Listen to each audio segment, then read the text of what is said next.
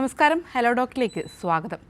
നമ്മുടെ ഇന്നത്തെ സാഹചര്യത്തിൽ പ്രമേഹ രോഗികൾ വളരെയധികം കൂടി വരുന്ന ഒരു സ്ഥിതി ഉണ്ടാവുന്നുണ്ട്. ഏറ്റവും കൂടുതൽ ശ്രദ്ധിക്കേണ്ട ആരോഗ്യ പ്രശ്നം തന്നെയാണ് പ്രമേഹ രോഗം എന്നുള്ളത് തന്നെ. അതുകൊണ്ട് തന്നെ പ്രമേഹ രോഗത്തെ എങ്ങനെ നേരിടാം എന്നതാണ് ഹലോ ഡോക്ടർ ഇന്ന് ചർച്ച ചെയ്യുന്നത്. ഈ വിഷയത്തിൽ നമ്മളോടൊപ്പം ചേരുന്നത് കണ്ണൂർ ഗവൺമെൻറ് മെഡിക്കൽ കോളേജിലെ ജനറൽ മെഡിസിൻ വിഭാഗം പ്രൊഫസറും വകുപ്പ് മേധാവിയുമായിട്ടുള്ള ഡോക്ടർ രഞ്ജിത്ത് കുമാർ KC ആണ്. ഡോക്ടർ, ഹലോ ഡോക്ടറിലേക്ക് സ്വാഗതം. നമസ്കാരം, ഞാൻ ഡോക്ടർ രഞ്ജിത്ത്. ഡോക്ടർ, പ്രമേഹ രോഗം നമ്മുടെ ഇന്ന് ഒരു പ്രധാനപ്പെട്ട ഒരു ജീവിത ശൈലി രോഗം തന്നെയാണ് പ്രമേഹം എന്ന് പറയുന്നത്. ഈ രോഗാവസ്ഥ ഇന്ന് കൂടി വരുന്ന ഒരു സാഹചര്യം കൂടിയുണ്ട്, പ്രത്യേകിച്ചും നമ്മുടെ യുവജനങ്ങളിൽ. എന്തുകൊണ്ടാണ് അങ്ങനെ ഒരു സാഹചര്യം ഇന്നുണ്ടാവുന്നത്? ഒന്ന്, ജീവിതശൈലിയിൽ വന്ന മാറ്റങ്ങൾ, പ്രത്യേകിച്ചിട്ട് നമ്മളുടെ വർക്കിന്റെ സ്ട്രെസ്. വേറൊന്ന് പ്രശ്നം എന്ന് വെച്ചാൽ ഭക്ഷണക്രമം, തെറ്റായ ഭക്ഷണക്രമം. പലപ്പോഴും പല ആൾക്കാരും ഭക്ഷണത്തിന്റെ ക്രമങ്ങൾ ഫിക്സഡ് ടൈമിൽ കഴിക്കാതെ പല സമയങ്ങളിലായിട്ടാണ് കഴിക്കുന്നത്. അപ്പൊ ചിലപ്പോൾ നൈറ്റിൽ, late night, especially IT work ചെയ്യുന്ന ആൾക്കാർ കൂടുതലും നൈറ്റിലാണ് കൂടുതൽ ഭക്ഷണം കഴിക്കുക. അപ്പൊ ഈ ഭക്ഷണക്രമത്തിൽ വന്ന വ്യത്യാസം, ജീവിതക്രമത്തിൽ എക്സസൈസിന്റെ കുറവുകൾ, ഇതൊക്കെയാണ് കൂടുതലും ചെറുപ്പക്കാരിൽ ഇപ്പോൾ ഡയബറ്റിസ് കാണാൻ കാരണം. നമ്മുടെ ഈ ഒരു ജീവിതശൈലി രോഗം അത് എത്രത്തോളം ഇതിനെ ബാധിക്കുന്നുണ്ട്?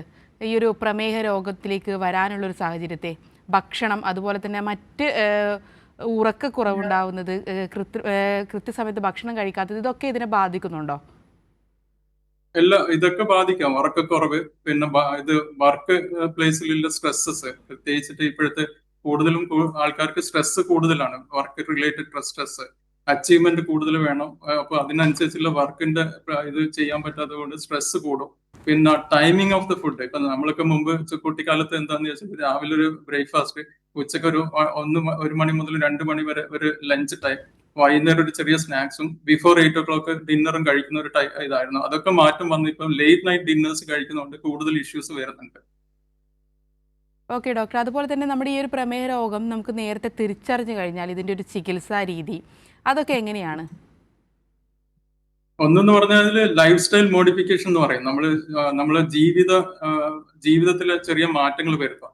കുറച്ച് റെഗുലർ എക്സസൈസ് ചെയ്യുക. ഡയബറ്റീസ്, ഒരു മൈൽഡ് ഡയബറ്റീസ് ആണെങ്കിൽ നമുക്ക് കുറച്ച് ഡയറ്റ് നോക്കുക, എക്സസൈസ് നോക്കുക, റെഗുലർ മീൽസ് കഴിക്കുക. ഇത് വെച്ചാൽ ഒന്നിച്ച് ഭക്ഷണം കഴിക്കാതെ, ഫിക്സഡ് ആയിട്ട് നമ്മൾ ഹൈ കഴിക്കാതെ സ്പ്ലിറ്റ് ചെയ്ത് കഴിക്കുക. നമ്മളിപ്പം 3 നേരം കഴിക്കുന്ന ഭക്ഷണം തന്നെ സ്പ്ലിറ്റ് ചെയ്തിട്ട് 5 നേരം കഴിക്കാൻ പറ്റുന്നത്, അതാണ് ഏറ്റവും നല്ലത്. സ്പ്ലിറ്റ് ചെയ്ത് കഴിക്കുക. പിന്നെ റെഗുലർ എക്സസൈസ്. മൈൽഡ് ഡയബറ്റീസ് ആണെങ്കിൽ എക്സസൈസും പിന്നെ ഡയറ്റും കൊണ്ട് തന്നെ കുറെ മാറ്റങ്ങൾ വരുത്താം. പിന്നെ നമുക്ക് എസ്പെഷ്യലി ഇപ്പം ലേറ്റസ്റ്റ് ഡ്രഗ്സ് ഉണ്ട്, കോംപ്ലിക്കേഷൻസ് കുറഞ്ഞ പല ഡ്രഗ്സും പുതിയതായിട്ട് വരുന്നുണ്ട്. ഡോക്ടർ, നമ്മുടെ ഈ ഒരു ലക്ഷണങ്ങൾ, ഒരു പ്രമേഹ രോഗിയാണ് താൻ എന്നുള്ള ഒരു ലക്ഷണങ്ങൾ, അത് എന്തൊക്കെയായിരിക്കും? എന്തൊക്കെ ഒരു ലക്ഷണങ്ങൾ വന്ന് നമ്മൾ ഈ ഒരു ചികിത്സാ രീതിയിലേക്ക് കടക്കണം? പലപ്പോഴും നമ്മൾ ചിലപ്പോൾ പേഷ്യന്റ് വെറുതെ ഒരു ചെക്കപ്പിന് പോകുമ്പോഴായിരിക്കും ബ്ലഡ് ഷുഗർ ഹൈ ആയിട്ട് കാണാം. അപ്പൊ നമ്മൾ യൂഷ്വലി അത് നോക്കും. 3 മാസം മുമ്പേ ഷുഗർ ഉണ്ടോ എന്നുള്ള ഒരു HbA1c എന്ന് പറഞ്ഞിട്ടൊരു ടെസ്റ്റ് ഉണ്ട്. ആ HbA1c നല്ല ഹൈ ആണെങ്കിൽ നമ്മൾ better to go for the treatment. അപ്പൊ പിന്നെ വേറെ എന്ന് വെച്ചാൽ ലക്ഷണങ്ങൾ ചിലപ്പോൾ ചിലവർക്ക് ഒരു ലക്ഷണം ഉണ്ടാവില്ല. പല ആൾക്കാർക്കും ചിലപ്പോൾ ഒരു തരിപ്പ് വരാം കാലിന്. പിന്നെ ആണുങ്ങൾക്കാണെങ്കിൽ ഈ മൂത്രമൊഴിക്കുന്നിടത്ത് ചില ഇൻഫെക്ഷൻസ്, ഫംഗൽ ഇൻഫെക്ഷൻസ്. അതുപോലെ പിന്നെ ഷോൾഡർ ജോയിന്റിൽ സിവിയർ പെയിൻ വരുമ്പോൾ നമ്മൾ എപ്പോഴും ഷുഗർ റൂൾ ഔട്ട് ചെയ്യുന്നതാണ് നല്ലത്. പിന്നെ കൂടുതൽ വിശപ്പ് വരിക, ദാഹം വരിക, വെയിറ്റ് കുറയുക. ഈ സമയത്തൊക്കെ നമ്മൾ കൂടുതലും ഷുഗർ ഉണ്ടോന്നില്ല ഒന്ന് ചെക്കപ്പ് ചെയ്യുന്നതായിരിക്കും നല്ലത്. ഡോക്ടർ, ആദ്യകാലങ്ങളിലൊക്കെ നമുക്കറിയാം പ്രായമായവരിലായിരുന്നു ഈ ഒരു രോഗാവസ്ഥ, ഈ ഒരു ജീവിതശൈലി രോഗം കണ്ടുവരുന്നത്. എന്നാൽ ഇന്ന് മറിച്ച് നമ്മുടെ യുവാക്കളിൽ തന്നെ, യുവതലമുറയിൽ തന്നെ ഈ ഒരു രോഗാവസ്ഥ ഉണ്ടാകുന്നു. പലപ്പോഴും കുട്ടികൾക്കടക്കം ഈ ഒരു രോഗാവസ്ഥ, ഈ ഒരു രോഗം ഉണ്ടാവുന്നുണ്ട്. അപ്പം അതിനെ എങ്ങനെ നിയന്ത്രിക്കാൻ കഴിയും? അതുപോലെ തന്നെ ഇത്തരം കാര്യങ്ങൾ നമ്മൾ പ്രധാനമായിട്ടും ശ്രദ്ധിക്കേണ്ട കാര്യങ്ങൾ എന്തൊക്കെയാണ്? ഒന്ന് പിന്നെ കൂടുതലും നമ്മൾ റെഗുലർ എക്സസൈസ്. ഇപ്പം കൂടുതലും എക്സസൈസ് കുറവാണ് കൂടുതൽ ആൾക്കാർക്കും. എക്സസൈസിന് കുറച്ചും കൂടെ പിന്നെ ഇത് ചെയ്യാം. പിന്നെ ഇത് സമീകൃത ആഹാരം കഴിക്കാൻ നോക്കുക. പ്രത്യേകിച്ചിട്ട് കൂടുതലും ഫാറ്റ് കണ്ടന്റും മറ്റു ഓയിലി ഫുഡ് ഒഴിവാക്കിയിട്ട് സമീകൃത ആഹാരം കഴിക്കാൻ നോക്കുക. പിന്നെ ചെറുപ്പകാലത്ത് തന്നെ റെഗുലർ ആയിട്ട് ഡയറ്റിൽ ശ്രദ്ധിക്കുക. ഇതൊക്കെയാണ് ചെയ്യാൻ പറ്റുന്ന കാര്യങ്ങൾ. പിന്നെ ഫാമിലിയിൽ ഡയബറ്റിസ് ഉണ്ടെങ്കിൽ കൂടുതൽ ശ്രദ്ധിക്കാൻ പറയാം. ഡോക്ടർ ഇപ്പോൾ പറഞ്ഞു പാരമ്പര്യമായിട്ട് വരുന്നതിനെ പറ്റി സംസാരിച്ചു. അപ്പോൾ അതിന് എത്ര ശതമാനം ചാൻസ് ഉണ്ട് ഒരു പാരമ്പര്യമായിട്ട് ഒരാളിൽ നിന്ന് മറ്റൊരാളിലേക്ക് ഈ ഒരു പ്രമേഹ രോഗം ഉണ്ടാവുന്നതിന്? ചില കേസസിൽ ഒരു 28% വരെ പാരമ്പര്യമായിട്ട് വരാൻ സാധ്യതയുണ്ട്. 28%. ഓക്കെ ഡോക്ടർ, നമ്മളോട് ഇപ്പോൾ ഒരു പ്രേക്ഷകൻ കൂടി ചേരുന്നുണ്ട്. ആലുവയിൽ നിന്നും ജോസഫാണ്. ജോസഫ്, ഡോക്ടറോട് ചോദിച്ചോളൂ. ഹലോ, സാറേ, നമസ്കാരം. ഞാൻ പറഞ്ഞു. 2018 ഡിസംബർ 14-ാം തീയതി എനിക്ക് സ്ട്രോക്ക് വന്നാണ്. വലതുവശം തളർന്നു പോയി. അപ്പൊ അന്ന് മുതൽ ഇപ്പൊ ഈ പ്രമേഹവും കണ്ടു തുടങ്ങി. അതിന്റെ മരുന്നും കഴിക്കുന്നുണ്ട്. 2 ഗുളിക, ഒരു ഗുളിക കാലത്ത്, ഒരു ഗുളിക വൈകുന്നേരം. പറഞ്ഞോളൂ, കേൾക്കുന്നുണ്ട്. നോർമലായിട്ടാണ് ഇപ്പൊ ഇരിക്കണ. അതിന് വല്ല വേറെ എന്തെങ്കിലും വിഷയം ഉണ്ടാകുന്നൊന്നും സാറിന് ചോദിക്കാണ്. ഷുഗർ ഇപ്പോഴും ലാസ്റ്റ് ചെക്ക് ചെയ്ത് എത്രയുണ്ട്? 6.5. അത് കുഴപ്പമില്ല. നിങ്ങൾക്ക് ഇപ്പൊ എത്ര വയസ്സ് എത്രയായി? 71. 71. 6.5 നല്ല കൺട്രോൾ ആണ്. പിന്നെ നിങ്ങൾ മറ്റേ കിഡ്നിന്റെ ടെസ്റ്റും കണ്ണിന്റെ ടെസ്റ്റും ചെയ്തിരുന്നോ? അതൊന്നും കുഴപ്പമില്ല. കിഡ്നിയുടെ ഒരു വിഷയവുമില്ല. പിന്നെ യൂറിൻ നോക്കിയിരുന്നോ? ആൽബുമിനോ അങ്ങനെ പ്രോട്ടീൻ പോകുന്നുണ്ടോ? യൂറിനൊക്കെ നോക്കിയിട്ട് ക്രിയാറ്റിനൊക്കെ കൂടുതലൊന്നും ഇല്ലാന്ന് പറഞ്ഞു. എന്നാ ഇപ്പം ട്രീറ്റ്മെന്റ് വേറെ കാലിന് തരിപ്പോ അങ്ങനത്തെ ഒന്നും കാര്യങ്ങളൊന്നും ഇല്ലല്ലോ? ഇല്ല. ഇപ്പോഴും മരുന്ന് കണ്ടിന്യൂ ചെയ്യുന്നുണ്ട് ഞാൻ. ഇതേ ട്രീറ്റ്മെന്റ് കണ്ടിന്യൂ ചെയ്യുന്നതായിരിക്കും നല്ലത്. ട്രീറ്റ്മെന്റിൽ മാറ്റാനില്ല. എന്ന് വെച്ചാൽ നല്ല കൺട്രോൾ ആണ്. 6.5 HbA1c എന്ന് പറഞ്ഞാല് ഈ നിങ്ങളെ ഏജിൽ നല്ല കൺട്രോൾ ആണത്. ശരി ഡോക്ടർ, പ്രേക്ഷകന് വ്യക്തമായെന്ന് കരുതുന്നു. ഡോക്ടർ, നമ്മൾ ഈ ഒരു രോഗാവസ്ഥയിൽ ഒരു സങ്കീർണത എന്ന് പറയുന്നത് അത് എത്രത്തോളമാണ്? എന്തൊക്കെയായിരുന്നു നമ്മൾ അപകടകരമാകുന്ന സ്ഥിതി? അതെങ്ങനെയൊക്കെയാണ്? ഒന്നെന്ന് പറഞ്ഞാല് കണ്ണിനെ ബാധിക്കാം. റെറ്റിനോപ്പതി, ഡയബറ്റിക് റെറ്റിനോപ്പതി എന്ന് പറഞ്ഞാൽ കണ്ണിൽ ചെറിയ പ്രശ്നങ്ങൾ, കണ്ണിന്റെ മറ്റേ ബ്ലഡ് സർക്കുലേഷൻ ഇതായിട്ട് ചെറിയ ചെറിയ സ്പോട്സ് വരാം. അപ്പൊ കണ്ണിന്റെ കാഴ്ച ശക്തി കുറയാം. പിന്നെ കാലിന് തരിപ്പ് വരാം. അതൊക്കെ കോംപ്ലിക്കേഷൻ ആണ്. പിന്നെ യൂറിൻ പാസ് ചെയ്യുമ്പോൾ മൂത്രം ഒഴിക്കുമ്പോൾ ഇങ്ങനെ പത പോവുക, അതൊരു ബാഡ് ഇൻഡിക്കേഷൻ ആണ്. പ്രോട്ടീൻ പോകുന്നതിന്റെ അർത്ഥമാണ് അതിൽ യൂറിനിൽ പത പോകുന്ന കണ്ടീഷൻ. അപ്പൊ ഇതൊക്കെ എപ്പോഴും ഉണ്ടെങ്കിൽ ചെക്ക് ചെയ്യാം. പിന്നെ എല്ലാ കൊല്ലത്തിലും കണ്ണിന്റെ ടെസ്റ്റ് കമ്പൽസറി ആയിട്ട് ചെയ്യുക. അതും മരുന്ന് ഒഴിച്ച് കണ്ണിന്റെ കൃഷ്ണമണി വികസിപ്പിച്ച് ഉള്ളിലത്തെ നരമ്പ് നോക്കണം എല്ലാ കൊല്ലത്തും. പിന്നെ 6 മാസം കൂടുമ്പോൾ ഒന്ന് പിന്നെ ഇത് കിഡ്നി ഫംഗ്ഷനും, പിന്നെ ഒരു ന്യൂറോളജിസ്റ്റിനെ കാണിച്ചിട്ട് ഒരു പിന്നെ ന്യൂറോപ്പതി സ്ക്രീനിങ് ഒരു ടെസ്റ്റ് ഉണ്ട്, ഒരു ഫിലമെന്റ് വെച്ചിട്ട്. അതും ചെയ്തു കഴിഞ്ഞാൽ ഇത് ഒക്കെ നോർമൽ ആണെങ്കിൽ വലിയൊരു ഇഷ്യൂ ഇല്ലാണ്ട് പോകാൻ പറ്റും. ശരി ഡോക്ടർ, അതുപോലെ തന്നെ നമുക്കിതിന് നേരിടാൻ കഴിയുന്ന ഒരു സാഹചര്യം ഡോക്ടർ ഇപ്പോൾ പറഞ്ഞു. നമ്മുടെ ഈ കൊച്ചു കുട്ടികളിൽ, അതായത് ജനിച്ചു വീഴുന്ന കുട്ടികളിലടക്കം ഈ ഒരു രോഗാവസ്ഥ ചിലപ്പോൾ കണ്ടുവരുന്നുണ്ട്. അപ്പോൾ അതിൻ്റെ ഒരു സാധ്യത എങ്ങനെയാണ്? അതിനെ മാറ്റാനുള്ള പ്രക്രിയകളൊക്കെ എങ്ങനെയാണ്? ഇപ്പൊ ഒരു ടൈപ്പ് 1 ഡയബറ്റിസ് ഉണ്ട്. പിന്നെ ഒരു നിയോനെറ്റൽ ഡയബറ്റിസ് എന്ന് പറഞ്ഞിട്ട് 6 മാസത്തിനുള്ളിൽ വരുന്ന ഷുഗർ ഉണ്ട്. 6 മാസത്തിനുള്ളിൽ വരുന്നത് ജനറ്റിക് ടെസ്റ്റ് ചെയ്ത് നോക്കണം, വെതർ അത് അസോസിയേറ്റഡ് ജനറ്റിക് എന്തെങ്കിലും ഇഷ്യൂസ് കൊണ്ടാണെന്ന്. 6 മാസത്തിനുള്ളിൽ വരുന്ന ഷുഗർ എപ്പോഴും ജനറ്റിക് ആയിരിക്കും. അതിന് പുതിയ ട്രീറ്റ്മെന്റ് എന്ന് പറഞ്ഞാൽ ഇൻസുലിൻ ചില സമയത്ത് വേണ്ടി വരില്ല. നമ്മൾ ടാബ്ലറ്റ് കൊണ്ട് തന്നെ അത് കുറച്ച് മാറ്റം വരുത്താൻ സാധ്യത. ടൈപ്പ് 1 ഡയബറ്റിസ് എന്തായാലും ഇൻസുലിൻ തന്നെ കണ്ടിന്യൂ ചെയ്യേണ്ടി വരും. അത് സ്ക്രീൻ ചെയ്ത് നോക്കിയിട്ട് തന്നെ ചെയ്യണം. അതിന്റെ ആന്റിബോഡി ടെസ്റ്റ് ഇത് ചെയ്ത് നോക്കണം. ശരി ഡോക്ടർ, നമ്മളോടൊപ്പം ഇപ്പോൾ ഒരു പ്രേക്ഷകൻ കൂടി ചേരുന്നുണ്ട്. ആലത്തൂരിൽ നിന്നും ബാലകൃഷ്ണനാണ്. ബാലകൃഷ്ണൻ, ഡോക്ടറോട് ചോദിച്ചോളൂ. ശരി ശരി മാഡം. ഹലോ, ഡോക്ടറോട് ചോദിച്ചോളൂ. Hello doctor. ഹലോ സാർ, എനിക്ക് 3 കൊല്ലമായിട്ടേ ഡയബറ്റിക് ഉണ്ടേ. അത് മാസം തോറും ചെക്ക് ചെയ്യാറുണ്ട്. 180, 200 വരെ എത്താറുണ്ട്. പക്ഷേ ഇത് എത്ര കൊല്ലം കൂടുമ്പോഴാണ് സാർ കണ്ണിനും കിഡ്നിയും ഹൃദയത്തിനും ബാധിക്കുന്നത്? അതിപ്പോ നമ്മളിപ്പം പിന്നെ ഇപ്പൊ എന്ന് വെച്ചാൽ നമ്മൾ പ്രോബ്ലം എന്ന് വെച്ച് കഴിഞ്ഞാല് ഷുഗർ കണ്ടുപിടിക്കുമ്പോൾ തന്നെ നമുക്ക് ചിലപ്പോൾ കുറെ കാലമായിട്ട് ഷുഗർ ഉണ്ടാവും. നമ്മുടെ ലക്ഷണങ്ങൾ വരുക അല്ലെങ്കിൽ നമ്മളൊന്ന് ചെക്ക് ചെയ്യുമ്പോൾ മാത്രമേ ഷുഗർ കാണുള്ളൂ. പക്ഷെ ആ സമയത്ത് തന്നെ നമ്മളെ ബോഡിയിൽ ഷുഗറിന്റെ മാറ്റങ്ങൾ ചിലപ്പോൾ വന്നിട്ടുണ്ടാവും. അപ്പൊ എത്ര കാലം എടുക്കുന്ന പറയുന്നത് ഓരോ രോഗിക്കും ഓരോ വിധത്തിലാണ് ഷുഗറിന്റെ ഇത് ബാധ്യതകൾ വരിക. സാർ ഒരു കാര്യം, HbA1c നോക്കണം സാറ്. HbA1c നോക്കണം. ഞാൻ പറഞ്ഞില്ല, HbA1c നോക്കുക, യൂറിയ ക്രിയാറ്റിനിൻ നോക്കുക, യൂറിനിൽ പ്രോട്ടീനും യൂറിൻ പ്രോട്ടീൻ ക്രിയാറ്റിനിൻ റേഷ്യോ എന്ന് പറഞ്ഞിട്ട് യൂറിനിൽ പ്രോട്ടീൻ പോകുന്നുണ്ടോ നോക്കുക. പിന്നെ ഒന്ന് കണ്ണ് ടെസ്റ്റ് ചെയ്തിട്ട് റെറ്റിനോപ്പതി ഉണ്ടോ നോക്കണം. നമ്മൾ ഇപ്പൊ എപ്പോഴും ചെറുതായിട്ടൊരു മങ്ങല് തോന്നുന്നുണ്ട് വലത് കണ്ണേ. അത് കണ്ണട ചിലപ്പോ വെച്ചിട്ടുണ്ട്. തിമിരത്തിന്റെ പ്രശ്നമാവാം, ഡയബറ്റീസിന്റെ പ്രശ്നമാവാം. അതെ അല്ലേ. അപ്പൊ നമ്മൾ എപ്പോഴും ഷുഗർ കണ്ടുപിടിച്ച അപ്പൊ തന്നെ നമ്മൾ കണ്ണിന്റെ മരുന്നൊഴിച്ച് കൃഷ്ണമണി വികസിപ്പിച്ചിട്ട് കണ്ണിന്റെ നരവ് നോക്കണം എന്ന് പറയും ഡയഗ്നോസ്. എന്ന് വെച്ചാൽ നമ്മൾക്ക് അറിയില്ല എത്ര കാലമായിട്ട് ഈ ഷുഗർ ഉണ്ടെന്നുള്ളത്. അതുകൊണ്ട് അതെന്തായാലും ചെയ്യുന്നതായിരിക്കും നല്ലത്. അത് ഇയർലി ഒന്ന് ഫോളോ അപ്പ് ചെയ്തിട്ട് ചെയ്യുന്നത് നല്ലത്. സാർ ഞാനേ ഒരു 8 മാസം മുമ്പ് സ്ക്രീനിങ് ടെസ്റ്റ് നടത്തി കണ്ണിന്റെ ക്യാമ്പിന്ന്. അപ്പോൾ കുഴപ്പമില്ല, ബാധിച്ചിട്ടൊന്നുമില്ല, കണ്ണട വെച്ചാൽ മതി എന്ന് പറഞ്ഞു. ഇപ്പൊ കണ്ണട സ്ഥിരമായി 8 മാസമായിട്ട് ഇപ്പൊ മാറ്റി വെച്ചു. 5 കൊല്ലം കണ്ണട വെക്കുന്നുണ്ട് പരിക്ക് പറ്റിയിട്ട്. അത് ഇടത് കണ്ണിലാണ്. പക്ഷേ നിങ്ങൾ കൃഷ്ണമണി വികസിപ്പിച്ചിട്ട് അതിന്റെ ഉള്ളിൽ നോക്കിയിരുന്നോ? ഇല്ല.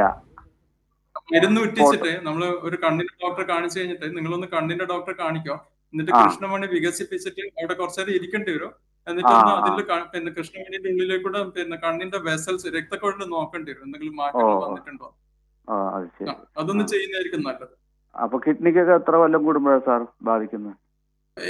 എല്ലാം വലിയ പ്രശ്നങ്ങളൊന്നും ഇല്ലെങ്കിൽ ഇയർലി നോക്കിയാലും മതി. എന്തെങ്കിലും മൈൽഡ് ക്രിയാറ്റിൻ കൂടുതൽ 3 മാസം കൂടുമ്പോൾ ചെക്ക് ചെയ്യുന്ന നല്ലത്. ഞാൻ നോക്കാറുണ്ട് 3 മാസം കൂടുമ്പോ. ഓക്കെ. പ്രേക്ഷകന് വ്യക്തമായെന്ന് കരുതുന്നു. ഡോക്ടർ, നമ്മൾ നേരത്തെ കുട്ടികളെ പറ്റി സംസാരിച്ചു. അതുപോലെ തന്നെ പ്രധാനപ്പെട്ടതാണ് ഗർഭിണികൾ എന്ന് പറയുന്നത്. ഈ ഗർഭാവസ്ഥയിൽ പ്രമേഹം ഉണ്ടാവുന്നത് അത് എങ്ങനെയൊക്കെ ബാധിക്കും? അത് ജനിക്കാൻ പോകുന്ന കുട്ടിയെ ബാധിക്കുന്നുണ്ടോ? എങ്ങനെയാണത്? ഗർഭിണികൾക്ക് ഡയബറ്റീസ് വന്നു കഴിഞ്ഞാൽ കോംപ്ലിക്കേഷൻസ് കൂടുതലാണ്. ഒന്നെന്ന് പറഞ്ഞാൽ കുട്ടികളിൽ ഇത് ജനിതക വൈകല്യങ്ങൾ സംഭവിക്കാം. അതുപോലെ ഡെലിവറിന്റെ സമയത്ത് കുട്ടീനെ എടുക്കാനുള്ള ബുദ്ധിമുട്ടുണ്ടാവും. ഒരു ഷോൾഡർ ഡിസ്റ്റോണിയ എന്ന് പറഞ്ഞിട്ട് ചെറിയൊരു ഇഷ്യൂ വരാം ചിലപ്പോൾ. അപ്പോൾ ചിലപ്പോൾ കോംപ്ലിക്കേഷൻസിൽ പോകാൻ കൂടുതൽ സാധ്യതയാണ്. അപ്പൊ അവരെ ബ്ലഡ് ഷുഗർ കൺട്രോൾ കൂടുതൽ ടൈറ്റ് ആയിട്ട് ചെയ്യണം. നമ്മൾ പറയുന്ന പോലെ നമ്മളിപ്പം സാധാരണ നോർമൽ ആൾക്കാർക്ക് ഷുഗർ ഒരു 110 ഒക്കെ പറയുമ്പോൾ നമ്മൾ പറയും കുഴപ്പമില്ല എന്ന് പറയും. പക്ഷെ ഗർഭിണികൾക്ക് ഫാസ്റ്റിംഗ് ഷുഗർ തന്നെ നല്ല ലോ ആയിട്ട് നിന്ന് കഴിഞ്ഞാൽ കോംപ്ലിക്കേഷൻ റേറ്റ് കുറയുള്ളൂ. ശരി ഡോക്ടർ, മനസ്സിലാക്കുന്നു. ഡോക്ടർ, അതുപോലെ തന്നെ മറ്റെന്തെങ്കിലും തരം അസുഖങ്ങളുണ്ട്, അവർ മെഡിസിൻ കഴിക്കുന്നുണ്ട്. അപ്പോൾ അങ്ങനെയുള്ളവർക്ക് ഈ ഒരു പ്രമേഹ രോഗം മെഡിസിൻ കഴിച്ചത് കൊണ്ട് വരാനുള്ള സാധ്യതകളൊക്കെ ഉണ്ടാകുന്നുണ്ടോ? ഇല്ല, അത് കുറവാണ്. ഒന്നെന്ന് പറഞ്ഞാൽ നിങ്ങൾ ഈ ഇതില്ല സ്റ്റീറോയിഡ് ഗുളിക ചില അസുഖത്തിന് നമ്മൾ അതെന്തായാലും സ്റ്റീറോയിഡ് ഗുളിക കൊടുക്കേണ്ടി വരും ചിലപ്പോൾ. ഇപ്പം ചില പേഷ്യന്റിന് ഇമ്മ്യൂണിറ്റി പ്രശ്നങ്ങൾ വരുന്ന ചില പേഷ്യന്റ് SLE എന്നെല്ലാം പറഞ്ഞ പേഷ്യൻസിന് നമ്മൾ എന്തായാലും സ്റ്റീറോയിഡ് ആണ് ട്രീറ്റ്മെന്റ് കൊടുക്കേണ്ടത്. അപ്പൊ ചില ആൾക്കാരെന്ന് വെച്ചാൽ ശ്വാസം മുട്ടലിന് സ്റ്റീറോയിഡ് ഗുളിക പെട്ടെന്ന് കുറയാൻ വേണ്ടി ശ്വാസം മുട്ടലിന് സ്റ്റീറോയിഡ് ഗുളിക കഴിക്കും ചിലവർ.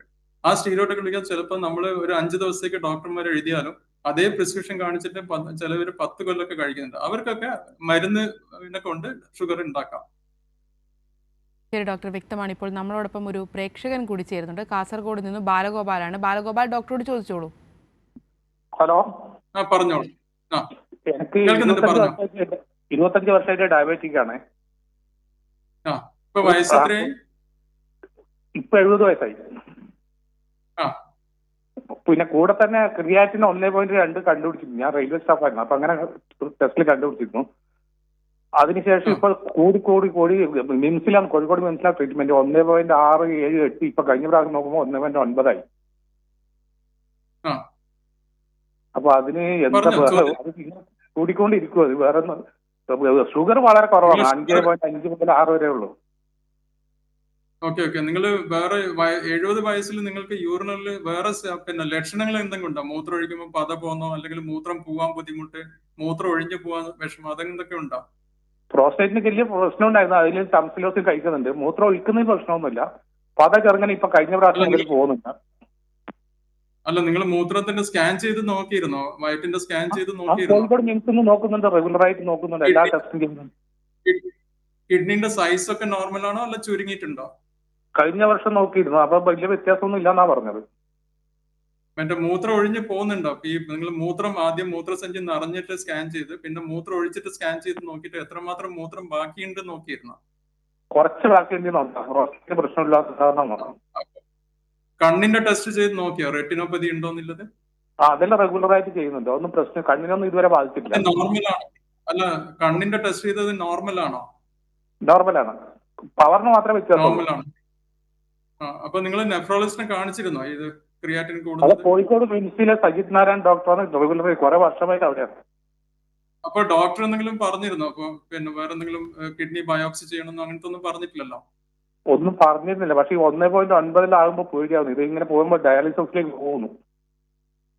അല്ല, മൂത്രം പോകുന്നില്ല ഇപ്പൊ ശരിക്കും? മൂത്രം ശരിക്കും പോകുന്നുണ്ട്. ആ, അപ്പൊ പിന്നെ വേറെ നടക്കുമ്പോ കിതപ്പോ അങ്ങനെ ഒന്നുമില്ലല്ലോ? ഒന്നുമില്ല, ഞാൻ റെഗുലറായിട്ട് വ്യായാമം ചെയ്യുന്നതാണ്. പക്ഷെ വെയിറ്റ് കുറക്കണം എന്ന് പറഞ്ഞു, അത് കുറയുന്നില്ല. പിന്നെ നമ്മളിപ്പോ അതിനെപ്പറ്റി നിങ്ങൾ അധികം ടെൻഷൻ അടിക്കണ്ട. ക്രിയാറ്റിൻ കൂടുന്നത് ഒരു ഏജ് കഴിഞ്ഞാൽ കുറച്ച് എന്തായാലും ക്രിയാറ്റിൻ കൂടും. അതിന്റെ കൂടെ ഷുഗർ ഉണ്ടാകുമ്പോൾ ഉണ്ടാവും. ഇപ്പൊ ഏജ് എത്ര? 70 അല്ലേ പറഞ്ഞ? 70 അല്ലേ? ആ, അത് നിങ്ങൾ മോണിറ്റർ ചെയ്താൽ മതി. ഫ്രീക്വന്റ് ആയിട്ട് ഡോക്ടറെ കാണിച്ചിട്ട് മോണിറ്റർ ചെയ്താൽ മതി. ഇപ്പം ഡയാലിസിസിനെ പറ്റി ഒന്ന് ആലോചിച്ചിട്ട് നിങ്ങൾ വെറുതെ ടെൻഷൻ അടിക്കണ്ട. ഈ ക്രിയാറ്റിൻ കുറക്കാൻ വഴിയൊന്നുമില്ല അല്ലേ? കുറക്കാൻ ഡോക്ടർ തരുന്നുണ്ടാവല്ലോ, ചില ടാബ്ലറ്റ് തരാറുണ്ടല്ലോ. അതുണ്ടല്ലോ, അത് നിങ്ങൾ കഴിക്കുന്നുണ്ടോ? നെഫ്രോസേവ്. പിന്നെ ഷുഗറിന്റെ ഗുളിക ടെൽമി സാറ്റഡാ. അല്ല, നെഫ്രോസേവ് എന്ന് പറഞ്ഞൊരു ടാബ്ലറ്റ് അത് കഴിക്കുന്നുണ്ടോ? ഇല്ല, അതൊന്നും തന്നിട്ടില്ലല്ലോ. ഷുഗറിന്റെ ബിപിയുടെ ഗുളിക തന്നിട്ടു. അത് ഷുഗറും ബി പിയും കൺട്രോൾ ചെയ്താൽ തന്നെ കുറെ സ്റ്റെബിലൈസ് ചെയ്തിട്ട് പോകാൻ പറ്റും നിങ്ങൾക്ക് നോർമലായിട്ട്. ആ, പിന്നെ ഇങ്ങനത്തെ ടാബ്ലറ്റ് ഉണ്ട്, പുതിയ ലേറ്റസ്റ്റ് ടാബ്ലറ്റ് നെഫ്രോസേഫ് മറ്റേ കുറെ അങ്ങനത്തെ ടാബ്ലറ്റ് ഉണ്ട്. അതൊക്കെ കൊടുക്കാറുണ്ട് ചിലപ്പോൾ നെഫ്രോളജിസ്റ്റ്. ഒന്ന് അടുത്ത പ്രാവശ്യം പോകുമ്പോ ഒന്ന് ചോദിച്ചു നോക്കാം. ശരി സാർ. ഓക്കെ. ഡോക്ടർ, തിരികെ എത്തുമ്പോൾ നമ്മളോടൊപ്പം ഒരു പ്രേക്ഷകൻ കൂടി ചേരുന്നുണ്ട്. വിളപ്പിൽശാലയിൽ നിന്ന് വിഷ്ണു ആണ്. വിഷ്ണു, ഡോക്ടറോട് ചോദിച്ചോളൂ. ഹലോ. ഹലോ. ആ, പറഞ്ഞു സാർ. എൻ്റെ പേര് വിഷ്ണു എന്നാണ്. എനിക്ക് ഹലോ, കേൾക്കാമോ സാർ? കേൾക്കുന്നുണ്ട്, പറഞ്ഞോ.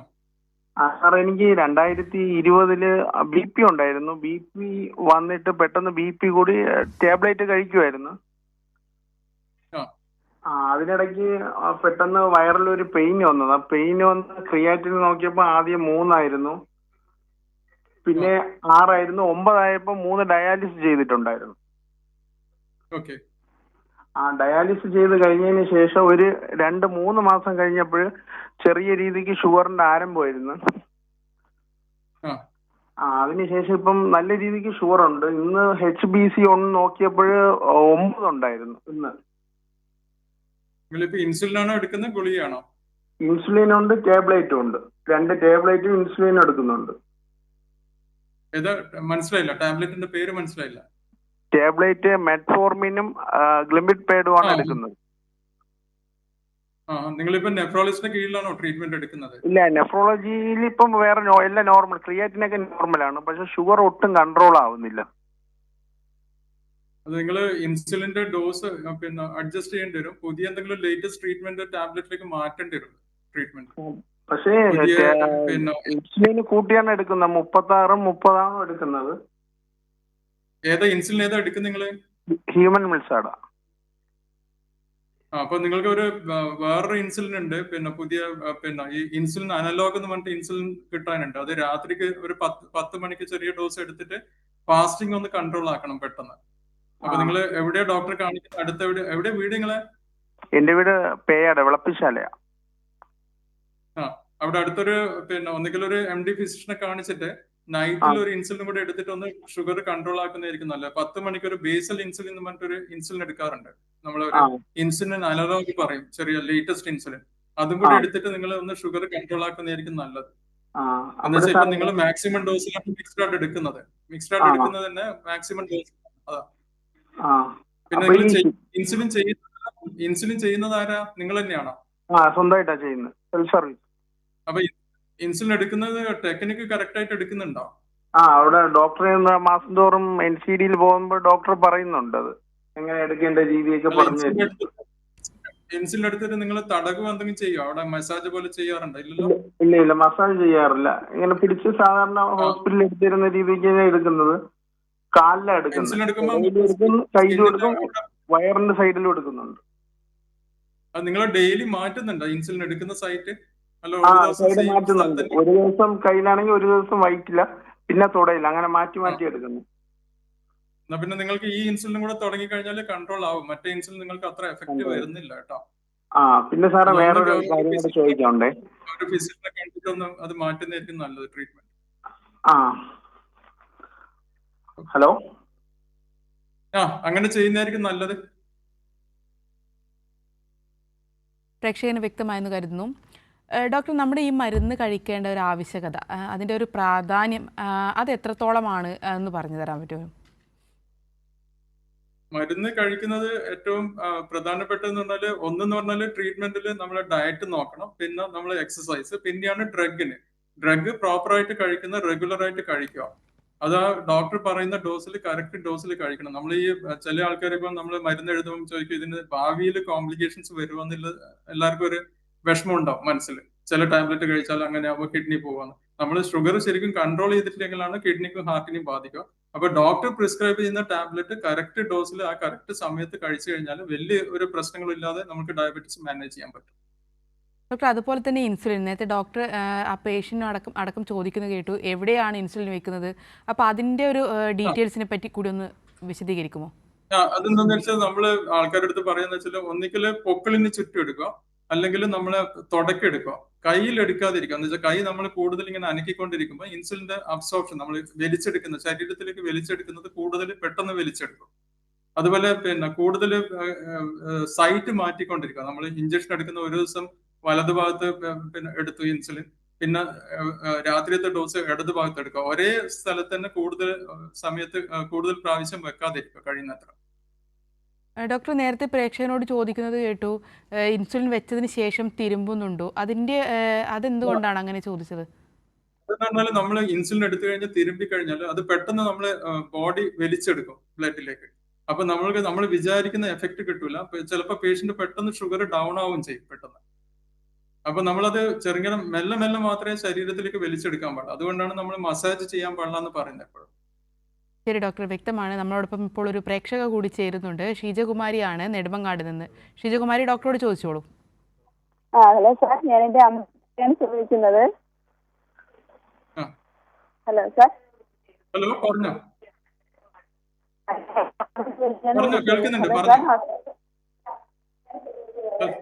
അമ്മക്ക് 70 വയസ്സുണ്ട്. അല്ല, നിങ്ങൾ ആ ടിവിന്റെ വോളിയം ഒന്ന് കുറയ്ക്കുക. ടി വി അവിടുന്ന് വോളിയത്തിൽ വെച്ചുകൊണ്ട് ക്ലിയർ അല്ല ഇവിടെ സംസാരിക്കുന്നത്. ടിവിയുടെ വോളിയം കുറച്ചതിന് ശേഷം ടി വിയിൽ ഒന്ന് ശ്രദ്ധിക്കുമോ? ക്ഷമിക്കണം, ഫോണിൽ ശ്രദ്ധിക്കുമോ? കുറച്ചു. അപ്പൊ അമ്മക്ക് ഷുഗർ എത്തി നിൽക്കുന്നുണ്ട്. സാഹിത്യ ട്രീറ്റ്മെന്റിലാണ്. Hello hello sir. ഫോണിൽ ശ്രദ്ധിക്കുമോ? കേൾക്കുന്നു. ഫോണിൽ ശ്രദ്ധിച്ച് സംസാരിക്കൂ. ട്രീറ്റ്മെന്റിലാണ് അമ്മ. ക്ലിയർ അല്ല നിങ്ങൾ പറയുന്നത്. ശരി ഡോക്ടർ, നമുക്ക് മറ്റൊരു ചോദ്യത്തിലേക്ക് വരാം. ഡോക്ടർ, നമ്മുടെ ഈ ഒരു ഭക്ഷണക്രമങ്ങളെ പറ്റി പറഞ്ഞു. നമ്മൾ പ്രധാനമായും ഭക്ഷണത്തിൽ ഉൾപ്പെടുത്തേണ്ട കാര്യങ്ങളെക്കുറിച്ച് കൂടി ജസ്റ്റ് ഒന്ന് വിശദീകരിക്കാമോ? കൂടുതലും പിന്നെ പച്ചക്കറികള് നമ്മളിപ്പോ പിന്നെ പച്ചക്കറി നമ്മളിത് ഡിവൈഡ് ചെയ്യാം. എന്ന് വെച്ചാൽ റൈസിന്റെ ഉപയോഗം കുറയ്ക്കാം. കാർബോഹൈഡ്രേറ്റ് എന്ന് പറയുന്നത് റൈസിന്റെ ഉപയോഗം കുറച്ചിട്ട് കൂടുതലും പച്ചക്കറികളും മറ്റുള്ള പ്രോട്ടീൻ്റെ അളവ് കുറച്ച് കൂട്ടുന്നത് കുഴപ്പമില്ല. അങ്ങനെ ഒരു സ്പ്ലിറ്റ് ചെയ്തിട്ട് നമ്മളൊരു കാഭാഗം റൈസ് എടുക്കുക, കാഭാഗം പിന്നെ അല്ലെങ്കിൽ അരഭാഗം പച്ചക്കറി കഴിക്കുക, ഒരു 1/4 പ്രോട്ടീൻ എന്തെങ്കിലും പിന്നെ പ്രോട്ടീൻ ഫിഷോ അതൊക്കെ കഴിക്കുന്നതിന് കുഴപ്പമില്ല. അങ്ങനെ സ്പ്ലിറ്റ് ചെയ്ത് കഴിക്കുന്നതാണ്. കാർബോഹൈഡ്രേറ്റിന്റെ ഉപയോഗവും മൈദ അങ്ങനത്തെ സാധനങ്ങളൊക്കെ കഴിയുന്നത്ര ഒഴിവാക്കുക.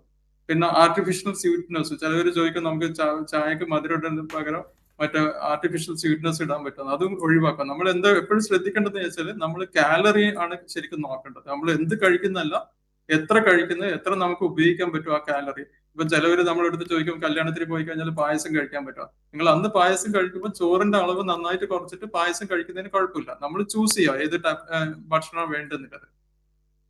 ശരി ഡോക്ടർ, വളരെ വ്യക്തമാണ്. പ്രമേഹ രോഗത്തിനെ പറ്റിയും അതിനെപ്പറ്റിയുള്ള ചികിത്സാ രീതികളെക്കുറിച്ചുമൊക്കെയാണ് ഹലോ ഡോക്ടർ ഇന്ന് സംസാരിച്ചത്.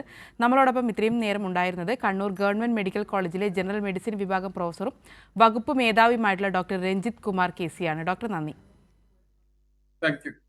ഹലോ ഡോക്ടർ, ഇന്നത്തെ സമയം ഇവിടെ അവസാനിക്കുകയാണ്.